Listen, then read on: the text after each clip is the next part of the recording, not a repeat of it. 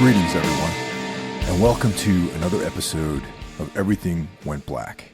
This week, Karl Haikara and I get together to deliver another installment of Darkness Weaves, an exploration into the work of the great Karl Edward Wagner. This week, we're going to talk about Sing a Last Song of Valdese, a fine tale in the Night Winds collection. Before we get going, I just want to shout out the rest of the Horsemen. Kicking things off every other Monday, we have Horror Wolf 666, brought to you by Brandon Legion. Up next, on Tuesdays, we have Into the Necrosphere by Jackie Smith. Wednesday, of course, is Everything Went Black. I return on Thursday with Mike Scandato and Jeff Kashid for Necromaniacs Horror Podcast. On Friday, we are joined by Mike's brother, John Draper, for Spitball Media. Saturday is a day off, but Karl returns on Sunday for Soul Knocks, and Karl sets up episodes on Thursdays and Sundays, so you get 2 doses of Soul Knocks every week. And of course, Karl and I are in the middle of doing Darkness Weaves. And our newest member, Cheyenne, of the band Trivax, has his episodes of Iblis Manifestations. If you enjoy the show, please like us on social media, share with your friends. But if you also want to give more support, visit us on Patreon. For as little as $1 a month, you can join and get access to all the bonus content. For $5 a month, you get the bonus content plus early access to the episodes. And for $25 a month, you can become a sponsor.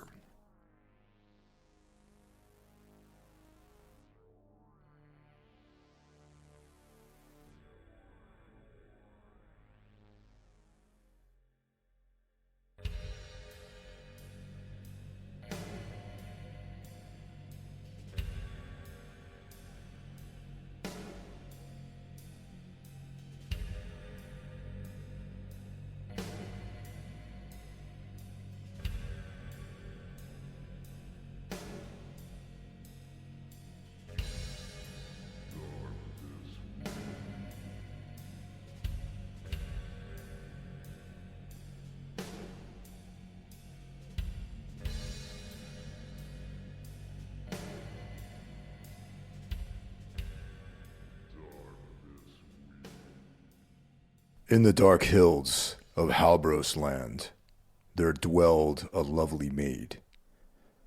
The brightest flower, the rarest jewel, shone dull in Valdese's hand. Her father's inn stood beside the road. Great was his wealth of gold. But the choicest treasure of the land was the heart of fair Valdese. Then came brash suitors to her door, 6 bright and bold young men. Said they had come to win the hand of the maiden called Valdese. Sirs, she said, don't think me cruel, but I love another youth. He must be gone for 7 long years to study in a hidden school. But when she told them, the suitors laughed. Oh, your beauty is not for him. Choose instead from one of our bands, and not some wizard's fool. Then came her lover in a cloak of gray, returning from the hidden school. Said, I've been gone these long 7 years. Now I've come for the love of Valdese. Oh no, swore the suitors in jealousy.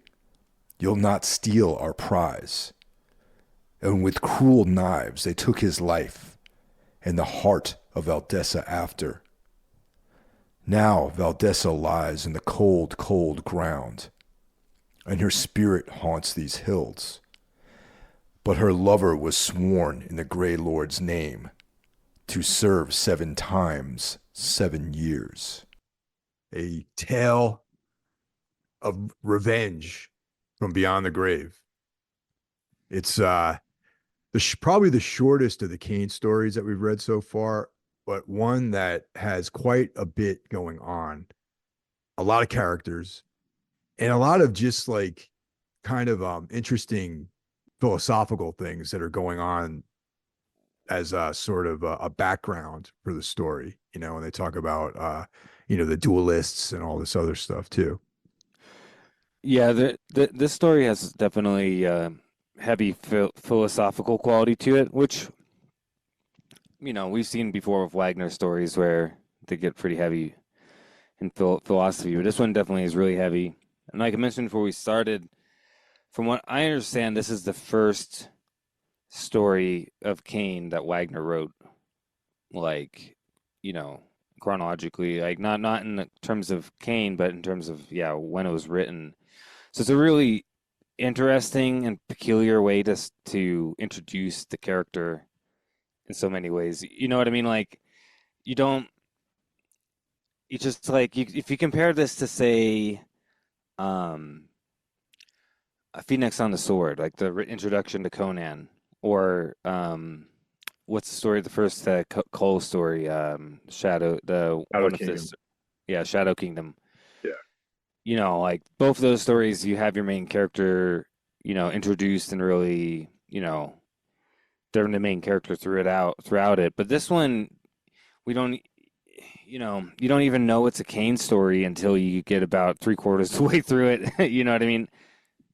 And I mean, it I'll has go on. as far as to say that Kane, it doesn't even have to be a Kane story, really, because he is such a minor player in the What whole storyline. Except for in a weird way, he's actually the integral part to it at the same time. Right. You know, As we find out at the end, but yeah, I mean, if you were to take a couple of different twists with the plot, you could write him out of this thing completely because he's, yeah, only everything except for the final crucial aspect of it. He's just an observer, really, and he's actually in disguise essentially throughout the entire story. yeah, he's in disguise. But um, we get some of the mythology of Cain though, and maybe that's part of why Wagner wrote it this way, is so that you can introduce Cain through the eyes of other. Because I think it's another person who's talking about Cain, right? And Yeah, um, it turned there's like a scene where they're going into they're talking about Cain as if he's part of like folklore and legend, and everyone has their own like folksy idea about who he is and why he is. And some people, even believe that he might be multiple people that have taken on the mantle of Cain over the years, and so it's really interesting the way they do that. And yeah, so I mean, it gives you a very interesting backdrop into the character and how he's perceived by the world around him, really. yeah, I just found it. It's the Kleisna guy, which we'll mention later, who and I think there's a whole thing about Cain, and supposedly his some emperor tore down his citadel, and then they say that like legend Cain has far darker implications. His name, I've observed, reappears in all ages and all lands. The literature of the occult recurrently alludes to him. In fact, there's an ancient compendium of pre-human glyphics that Cain is said to have authored. If it exists, I'd give a fortune to read it. And yeah, and then we get some occult authors contend that Cain was one of the first true men damned to eternal wandering for some dark act of rebellion against mankind's creator. And so I think I mean, it's interesting. And we also get to know like um we learn that he is a powerful man with red hair, left-handed, and his eyes are blue, and that's his mark. That's the mark of the eyes of Cain are blue, and in them glows the mad gaze of a ruthless killer. No man may look into Cain's eyes and not know of him.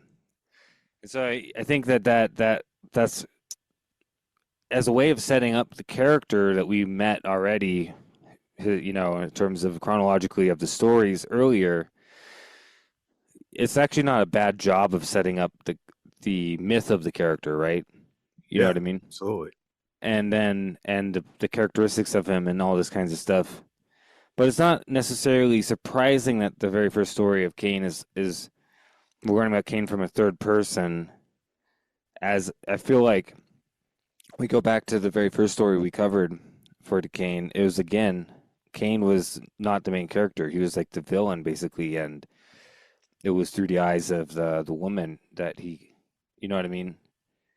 That he kept, Yeah. she kept like so like that's been kind of a constant recurring theme through a lot of these stories. There's been a few of them where Kane is the main character, like Two Suns Setting or Raven's Eyrie, where we're mostly getting it from his point of view, but definitely we're this isn't abnormal for a story, whereas Kane's kind of a lurking ghost in a way. You know what I mean?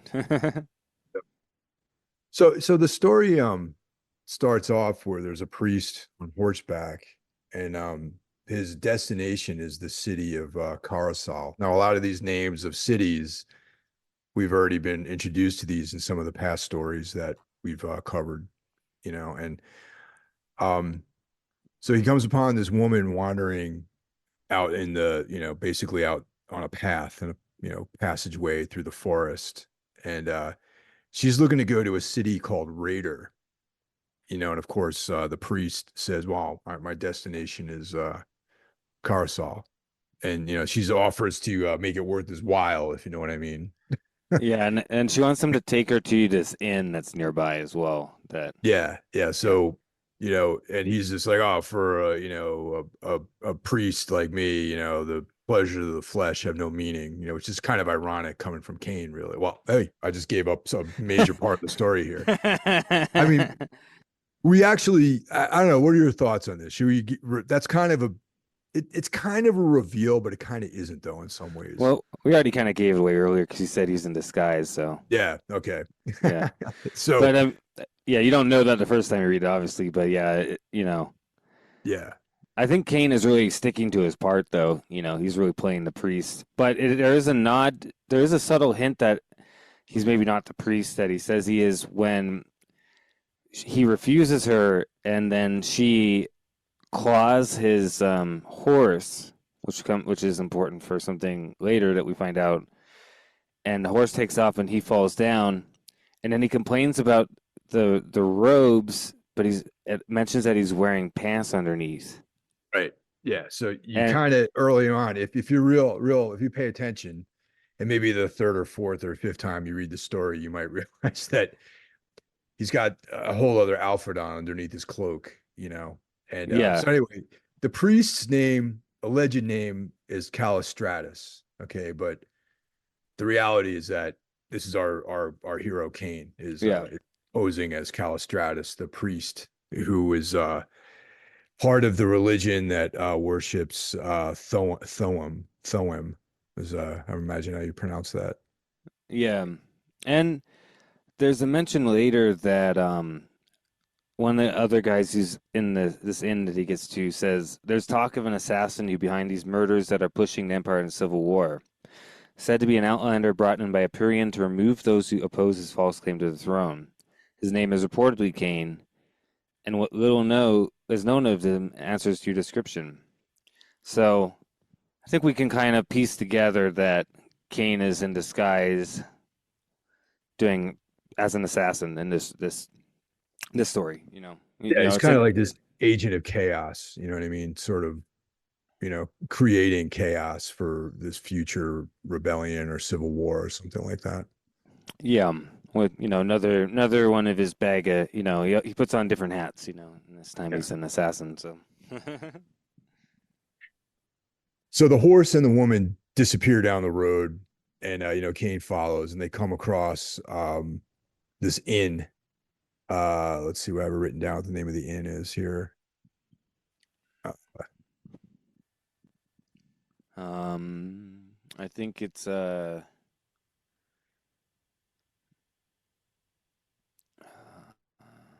Vald's Cove Inn. That's the name of the inn. yeah, that's it. Yeah. Okay. So he knocks on the door, and he's looking for lodging and food and all this sort of stuff. And at first they go like, "Oh, I don't have anything for you, guy," but then the innkeeper is like, "Oh, what do you mean? This guy is a man of the cloth. We have to let him in here," and they welcome him into the inn. Yeah, and then we find out that there's a abbot there as well, a real abbot who's named Paslow. Yep.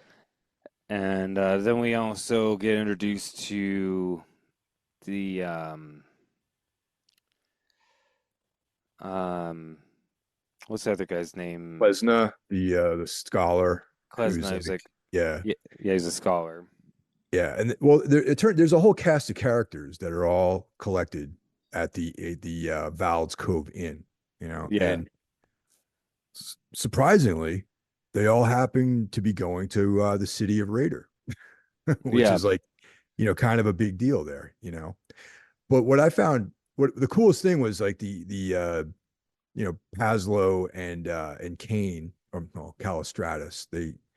They're both allegedly devotees of Thoum, and that they're asking about, like, why are you going to the city of Raider, and they start talking about the dualists, um who are like a sort of a sect that believes that the two gods, Thoum and Vol, are just aspects of the same god.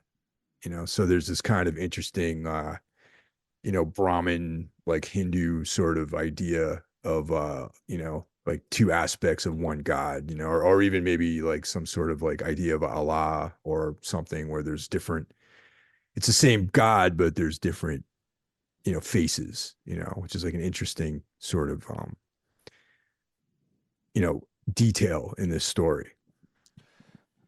yeah. I think that it seems like the Thom, they believe that their God is 100% good.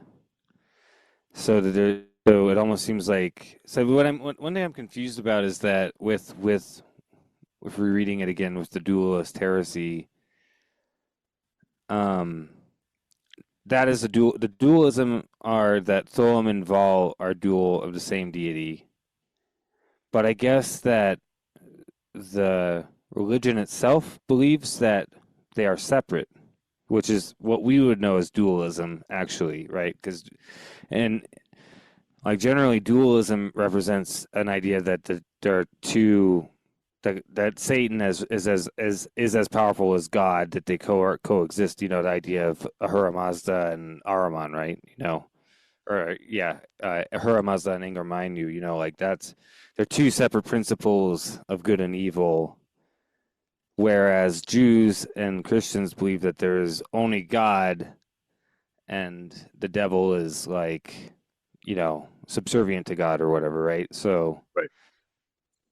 so it's kind of interesting. So in their belief, it's almost like the Zoroastrian form of dualism is what's prevalent in the country, but there's like this other form of dualism which believes that the two gods are actually just one part of one God, right? So It almost, to me, what came to mind was like the 4P, like process church kind of idea of like Jehovah, and how they're all just aspects, like all there's three aspects to God. yeah, you have Jehovah, Satan, Lucifer, and Christ, right? The four Yeah, parts of something like the that. yeah, it's They're all the same thing, but there's different aspects of that. And then, like, you know, mankind is just a sort of aggregate of all those different things. Like one person can have pieces of all of those things inside of them. I mean, they don't yeah, really talk about this, but like that's kind of the feeling I got, that the duelist might believe something along those lines. yeah. It seems like it. Yeah, I mean, because yeah, in the process, it was like Jehovah was like the order, and Satan would have been like the chaos, but then Lucifer was like the hedonism, and then Christ was like the power that unified the opposites or whatever in some way. Yeah, but it all was part of one coeval creation. That was kind of what I picked up from this whole like Thoem Vol, dualists, quote unquote, ideology. Yeah, and it seems it's an interesting thing, and of course they're talking about all as well that um the scholar guy's talking about that in the past, like there was these two identities of there actually are even the evil principle of all had dual identities as well as demon lords, you know. So we're getting into stuff, and it's kind of interesting because you get the feeling that maybe when we met Satan in the Ravens Eyrie, that's actually Vol. You know what I mean? Sure. I was picking up on that too.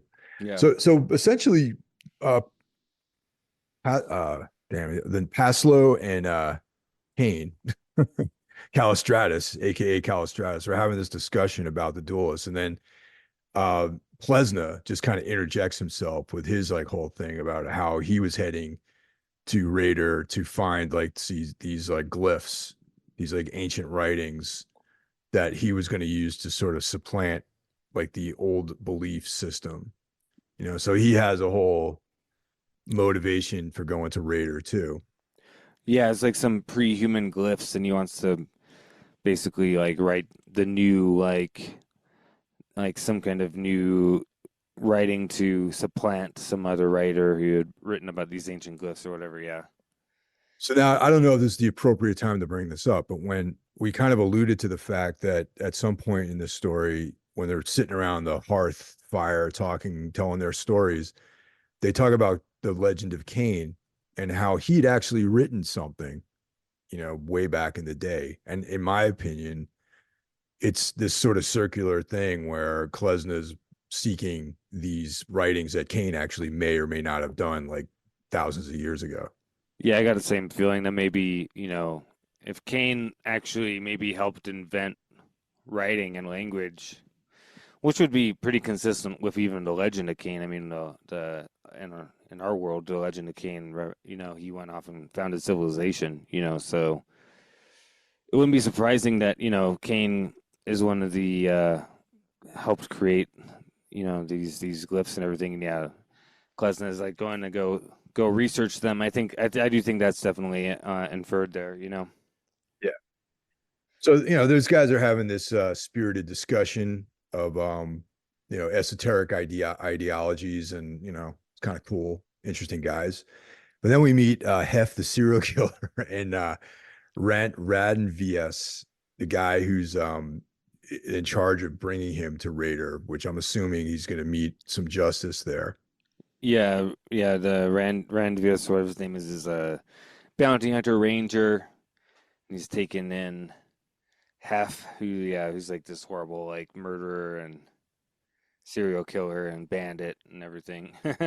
So Like, they're and there. they kind of go into like, you know, he's like a really you know, dark figure, you know, that he eats people, and he's like, you know, heavy duty, almost like a, you know, this like specter that sort of haunts the highway, picking off victims and eating them and stuff like that, you know. Yeah, exactly.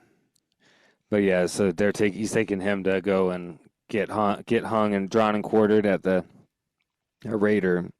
So they're Yeah. there, and then there's also um isn't it, yeah, then there's like a two brothers as well, right? It's yeah, Jarkos and Dordron.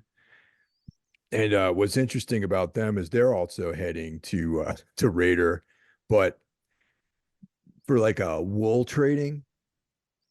But it's also stated that Raider is not actually a place that is known for trading wool, but there's Right.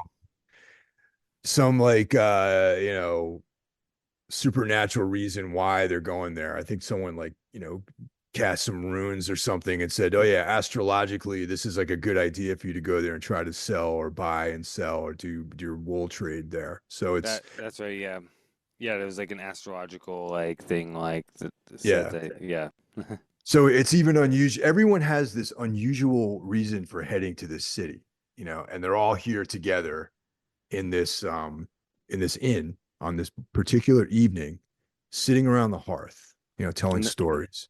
and then we're introduced to Bodger, who's like a dwarf uh um minstrel, right? So Yeah. Yep. Yeah, he's and this got is like a little tar that he plays and sings songs and tells stories. yeah, and this is when It's interesting because the first song he's telling is about like the like a hunter and a werewolf, which is pretty. Right. Which I was like, it's kind of familiar. Like I feel like Wagner's like referencing something with that. You know what I mean? There's a Kane story that actually has a werewolf in it that we're going to get to in probably in a couple months. So it might be Okay. like maybe he hadn't written it yet at this time, or it was something that he had in the in the tank that he had already written. So Okay, yeah. So, and this is when I guess we get meant bring up this one they talk about Kane. They're talking about because they're talking about haunted stories and stuff, and then this is when this is when they bring up Valdese. I think the ranger brings her up, and they're actually, mentioning there's how she, one point that we forgot to mention, which is important to the story, is that there's a woman upstairs who's like wailing in agony because she's in labor basically, and it's one of the merchant's wives that's up there. right, yeah, she's giving birth up and upstairs, yeah, and so this is being punctuated by that, but then wasn't when they start talking about Valdese is when she all of a sudden gets quiet. Get really And quiet when yeah. and of course they're saying that she's a Lamia or basically a succubus, female vampirist, right? And there is an interesting thing when you think about that. Usually, like Lilith and like these types of female vampiresses are antithetical to babies. So like since Sumerian times, the Lamia and Lilitu and stuff have been talked about like killing babies. So it's a real interesting, subtle thing going on there. Where as soon as they start talking about Valdesa, they suddenly like the screaming stops. You know what I mean? It's pretty. I thought that was pretty interesting. Yeah. The minstrel Bodger, the dwarf, he reads off the poem, of the Song of Valdese. And it's it's like a folk tale, um, of a lover who has, Valdese, whose lover goes away to a hidden school for 7 years. And there's a series of suitors who want her hand in marriage. And of course she turns them away. And it's a pretty grim story, but it pales in comparison to the true story that it's actually based on. So in the story, the lover returns after he's done his studies, and he's murdered by the suitors, and and they also murder Valdez, and at this point, this is when the everything gets quiet with the baby in labor. Yeah, and that's when I like the last line of it. But now Vadessa lies in the cold, cold ground, and her spirit haunts these hills. But whoever was sworn in the Grey Lord's name to serve 7 times 7 years. So, Yeah. and then and that's when they mentioned the ending, and the innkeeper says, "Perhaps the last verse hasn't been written." Yeah, and that's when it gets quiet upstairs. Yeah, So that's some foreshadowing, by a key character in the story about what's to come shortly. yeah. The and this is kind of when we yeah, Pazlo pulls out this like rune blade, like rune. I guess seems like more of a dagger. Like a crystal dagger, yeah. Yeah, and then they mention the priest mention, aka Kane mentions 7 years in a hidden school that can mean only one thing. He's apprenticed to the cult of the seven nameless and sworn to the Grey Lord. And so this is when we find out about them, and Klasna says the seven nameless are elder gods, or proto gods more accurately, since they exist beyond the ordered universe of good and evil forces. Their realm is one of timeless chaos, a limbo of unformed creation and ultimate dissolution, opposite forces that somehow exist simultaneously. Yeah, this Th- this was cool. That was cool. That part was awesome. It reminds me of like some of the kind of abyssal stuff that you and I have discussed. Yeah, and it's interesting too because I'm sure that Wagner was an influence on George R. R. Martin, I can imagine, because the gray god of the um Threon, Theon Greyjoy and those people in the islands. I'm forgetting the Ironborn. They Ironborn, yeah. they worship a gray god who's described as kind of like actually kind of like a.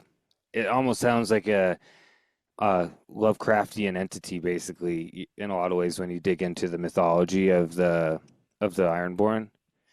And I'm wondering, it gives you a feel, it gives me the feel, and of course, as well in there they have the seven in Martin's work as well. And I'm just wondering, it just there's a lot of similarities where you're like, I wonder if George, I'm sure George R. R. Martin was a fan of. I mean, they're almost contemporaries, really. Him and I think he's about the same age as Wagner. Yeah, yeah, maybe. I But mean, I don't know when did Martin write all of his material? Because like Wagner wrote all his stuff in like the 80s and the late 70s, I think. Because he well, passed in the 90s, I believe. yeah, I mean, Martin stuff is post. I mean, because I don't think that Game of Thrones really came out until what 96, but George R. R. Martin got his start in the 80s. So Yeah, yeah, and I mean, it's crazy. Wagner, the influence Wagner has, even though he's like still really obscure to most people, you know. yeah, yeah, George R. R. Martin's 75. He was born in 1948. So then I'm just curious, like Karl Edward Wagner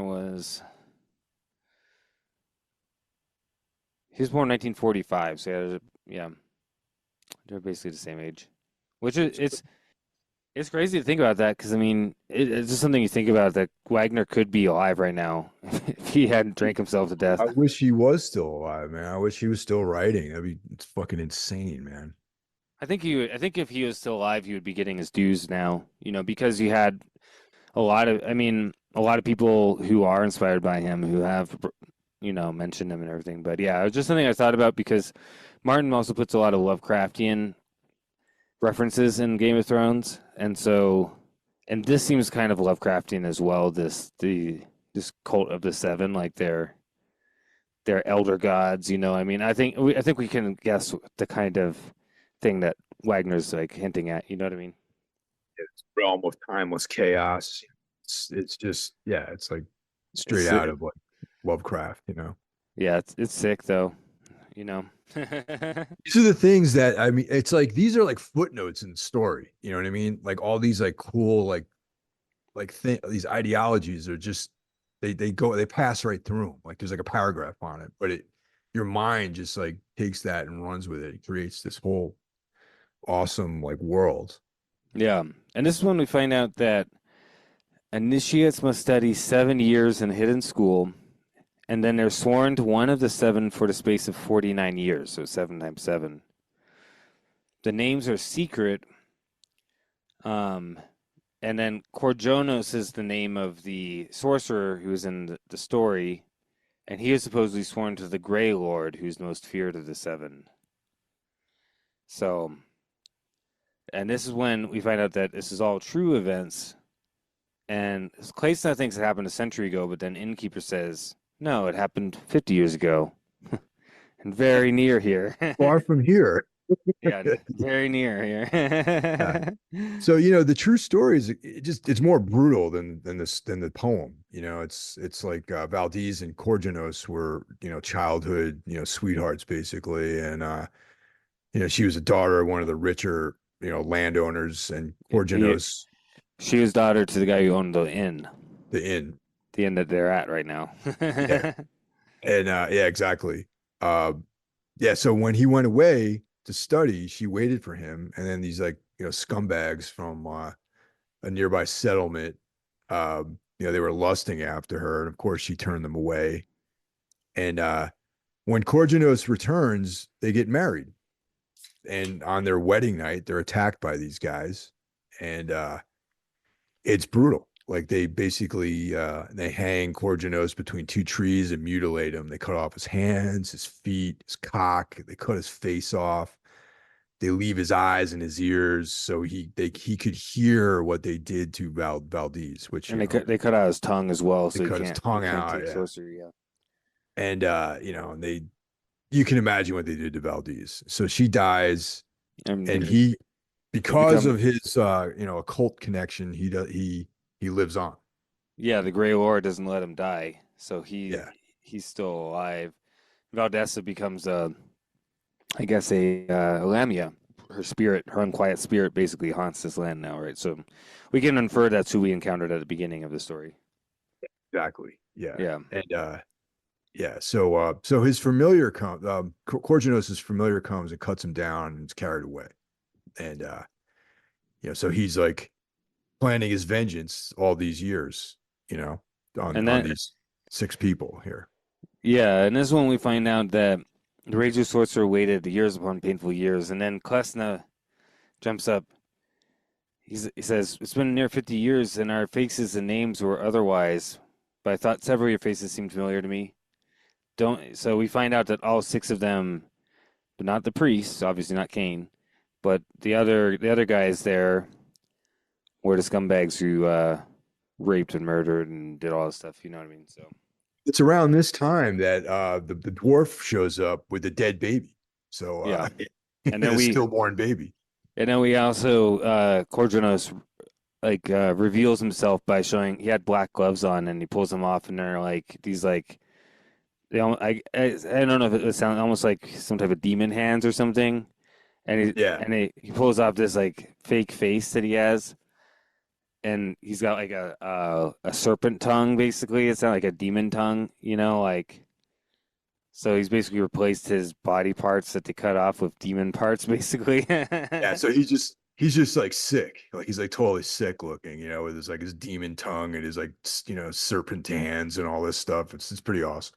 Yeah, and yeah, like you said, there's the what's his name? The dwarf comes down, and he's got a dead baby in the left hand, and yeah, the mother died, and the baby is stillborn. It's like a blue. And then we find out that he's basically done all the sorcery to bring them to him at that particular moment in time, so that he could take his revenge on them and free himself and free Valdessa as well. And basically, his whole thing is to bring the Grey Lord to there and take them, right? That's basically so there's like this incantation, and he has to have these certain elements together. One of them is like a life that was never lived. Here, the 6 corners of the heptagram are an innocent soul who never lived and a damned soul who can never die.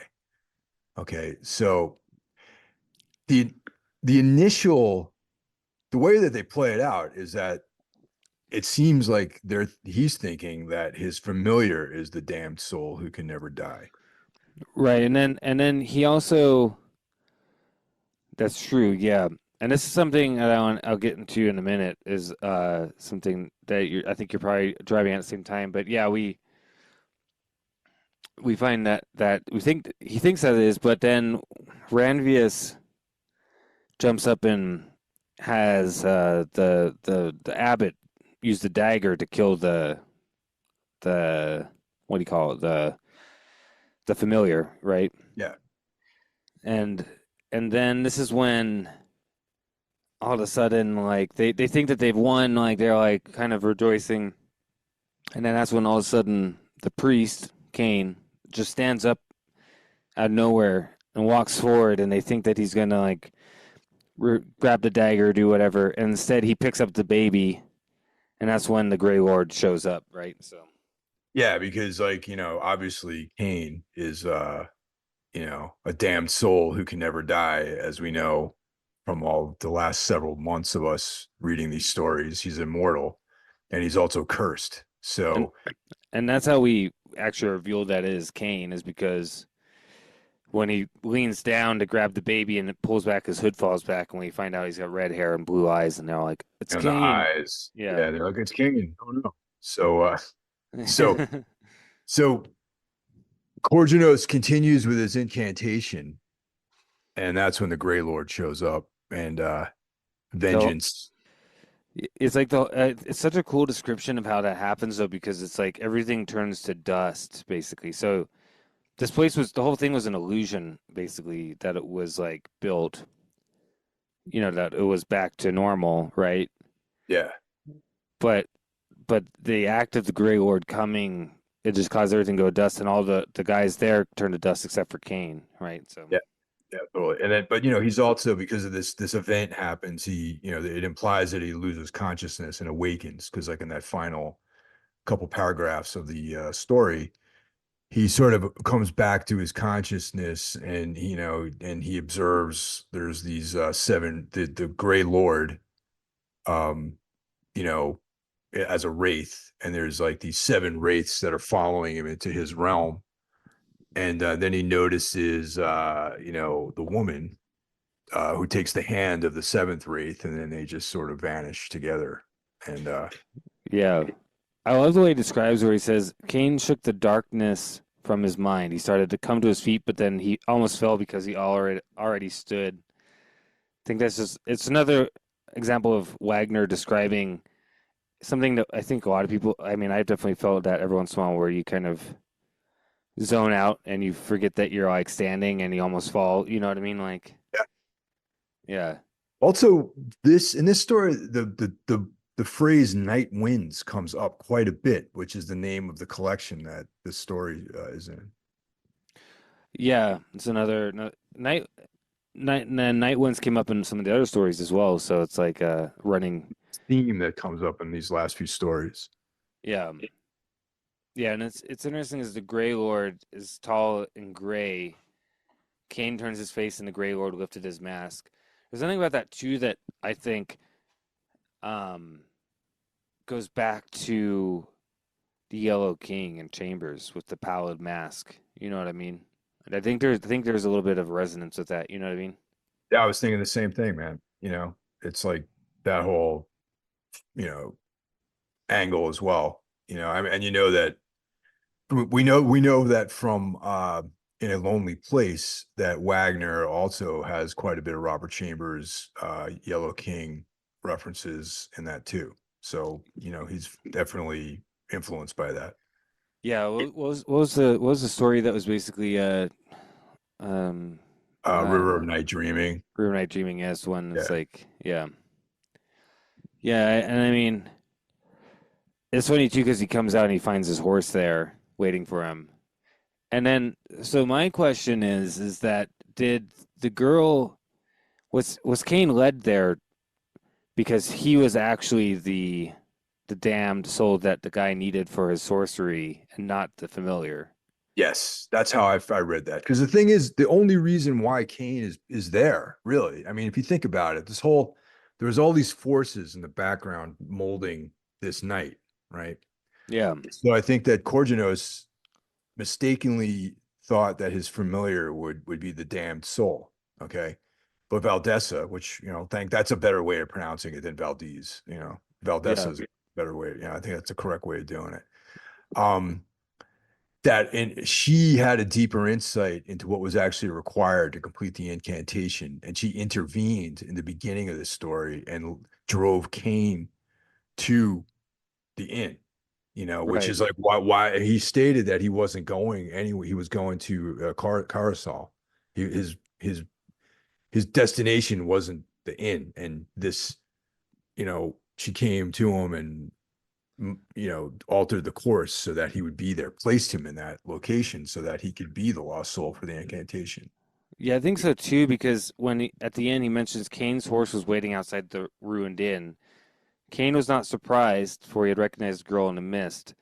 So that I think that tells you that he was not surprised because he realized that he himself was supposed to be there. The girl had driven him there. That she'd obviously like gotten his horse and left it there so that he could have it when he left. You know what I mean? After it Yeah. was done. So yeah, I do think that is the case that Valdesa knew somehow. Well, she's a Lamia, she's an undead spirit, so she probably had some deeper knowledge about how things would play out than maybe Corginos did. Yeah, no, definitely. And, and just an interesting little story, man. It's like, short, but like the first time I read this one, I didn't really like it, to be honest. But after the couple of readings, I started getting deeper and deeper into it and realized like how kind of brilliant the story was. Yeah, it's a really and ironically, this was the very first Kane thing I'd ever was familiar with because there's a guy on YouTube who read out. He was gonna do more, but he's only done two stories so far, which is this one and Two Sun Setting. So before I got the Kindle and everything, that was my first like thing of Kane that I was ever acquainted with was listening to those readings.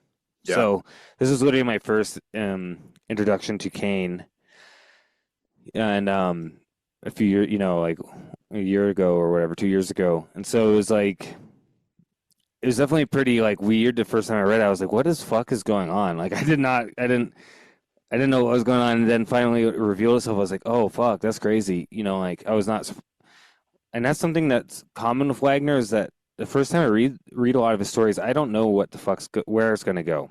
Like Yeah, basically. Yeah.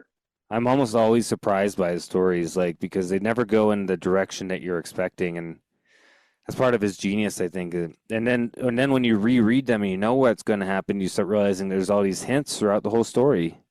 There's hints throughout this story that um so it's like internally like it's not just done it's not like done just to it's not like a Shyamalan like twist or some shit. I mean it's like it's internally consistent. It's just it doesn't really go the way that you expect, if that makes sense. Yeah, I mean, there's logic behind everything that he writes, and yeah, it's just not obvious at first. Like this one. Like I said, I had to read it a couple times to really get an appreciation for it, and that's the thing too. Is like the more you get into this stuff, so far everything that we've read and gone over that Wagner's written is very rereadable. Like you can continually to read these stories over and over again and get more stuff out of it.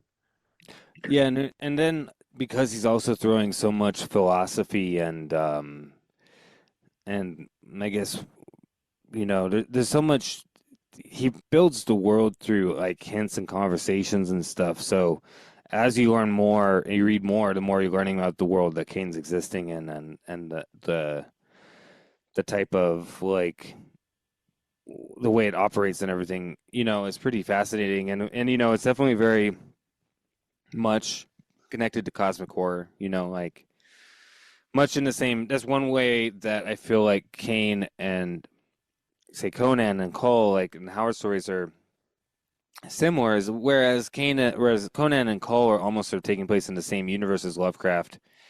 I think with Kane, it's more like he's taking a lot of inspiration from Lovecraft, and there's a lot of cosmic horror in these stories. Yeah, I mean, I would say that the Kane stories are equally, maybe even more than equal parts horror than dark fantasy. I mean, like this is straight up like a horror story, really. And then Yeah, yeah, I mean, this is like there's stories that we're going to be reading that have like werewolves in it and stuff. It's like I just think like the only story that wasn't really a horror story was Two Sun Setting. That's like yeah, really the only one that I would classify as like a more classic sword and sorcery story of Kane. no, definitely, yeah. I don't think any of the other stories have been like traditional sword and sorcery. They've all been kind of different in different ways. So this one's definitely very much horror. I think the other one that's very cosmic horror was the dream one, the one where the guy dreams and disappears and everything. Yeah, that's definitely a weird tale for sure. Yeah. Definitely, yeah.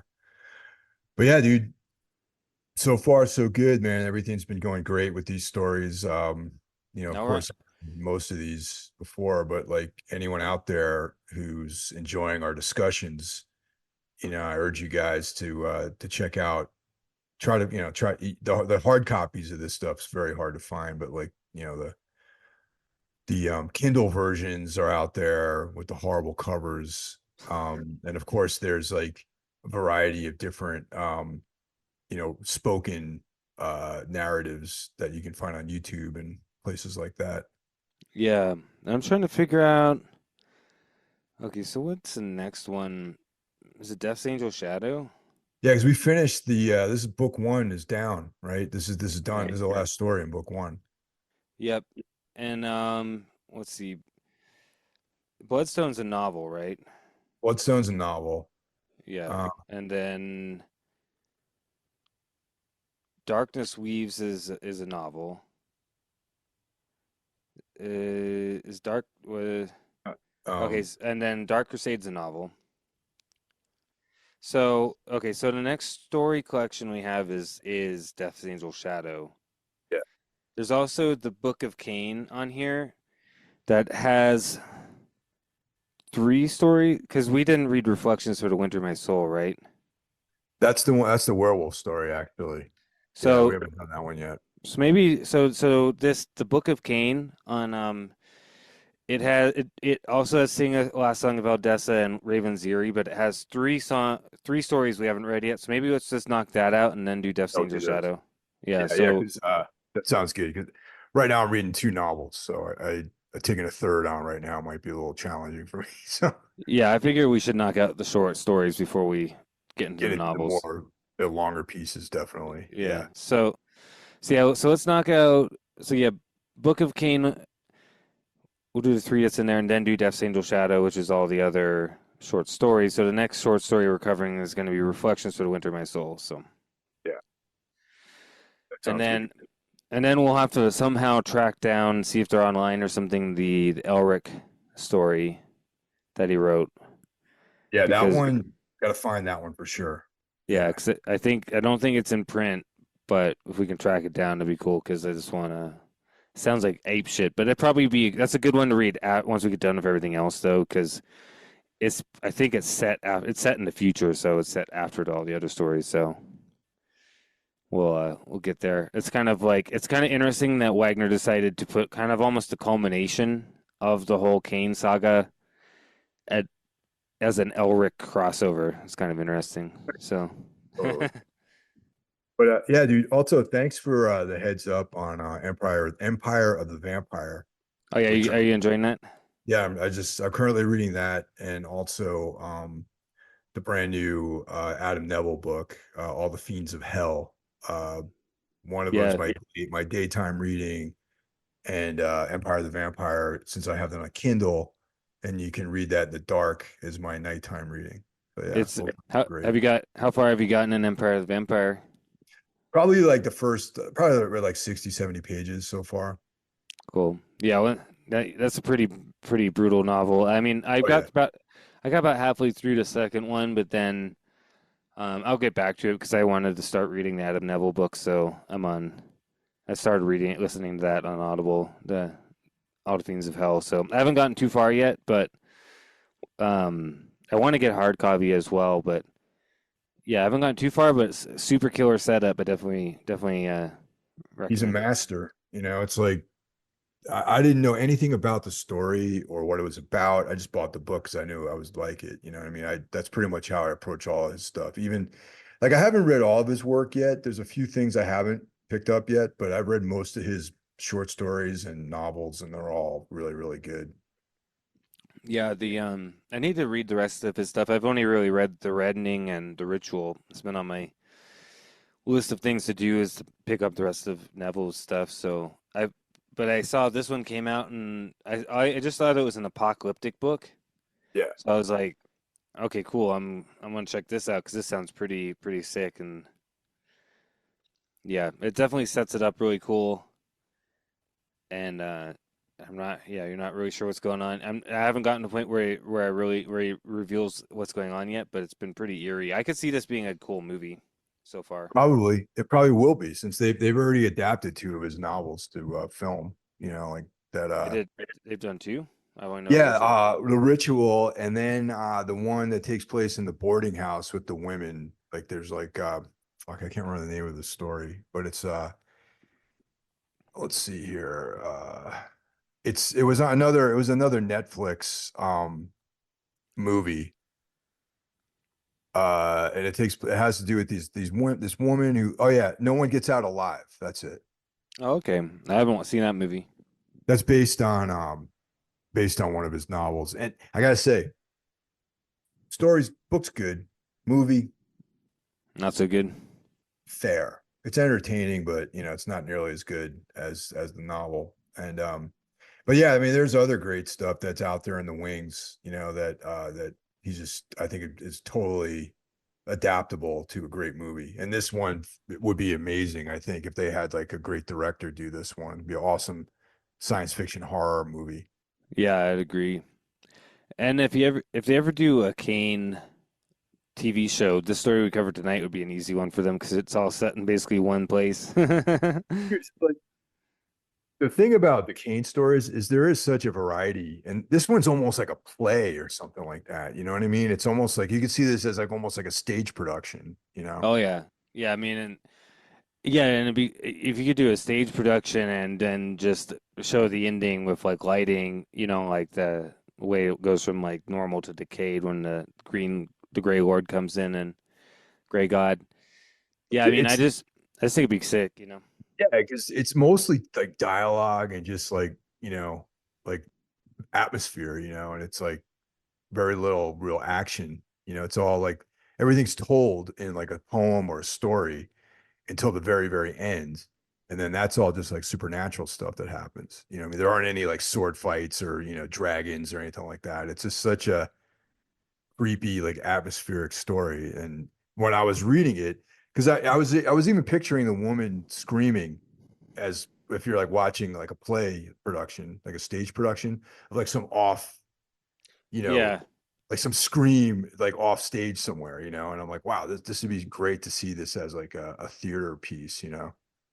Yeah, this would be very easily adaptable into a theater piece and when you read when I read it, listen to the reading of it, it's only like an hour to read it.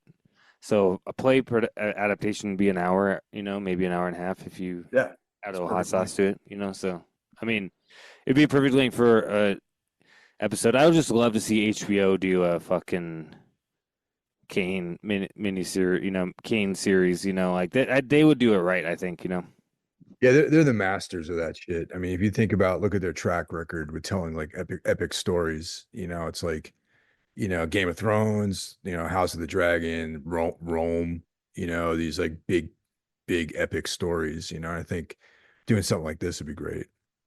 Yeah, and Kane's not quite as epic as Game of Thrones, right? No, no. Like even at its most extravagant, it's really not that bad. I mean, you just have to do some set building and stuff. Like, like the story last month was they just have to build a cool set and or film it like a cool like castle ruin or something. You know what I mean? It wouldn't be that hard to do something to pull it off.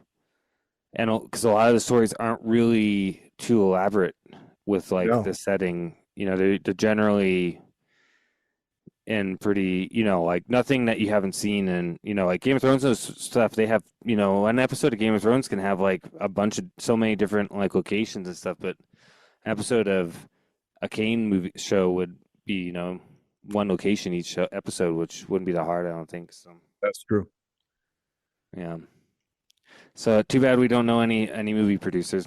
I know. Anyone out there, you got a lot of money, or you happen to be like a, mover and shaker in the film world, definitely check out these stories and think about licensing these stories. And doing it properly too, like not like completely raping Kane. Like I want to see it basically be adaptations of each story. I don't want to see like some like bullshit that they come up with like using Kane as some, you know what I mean? Like just Oh completely yeah. changing his character or doing something weird or doing Hollywoodizing it. That's why I would Like a hate. woman or something. Yeah, I would just hate to see like Amazon or something like that get their hands because their track record so far is 0 for 0 on their fantasy stuff. So Yeah, I've done good job with any of this stuff. all their fantasy stuff is just ruining what their properties that they're doing. So I don't want to see them do that. All right, Carl. Well, that's Well, dude, it's another episode of Darkness Weaves, man, and thanks a lot. of course, dude, always a pleasure. And we'll do some other stuff. So I And thanks for yeah. listening, everyone. Thanks, everyone. All right, take care, man. You too, dude.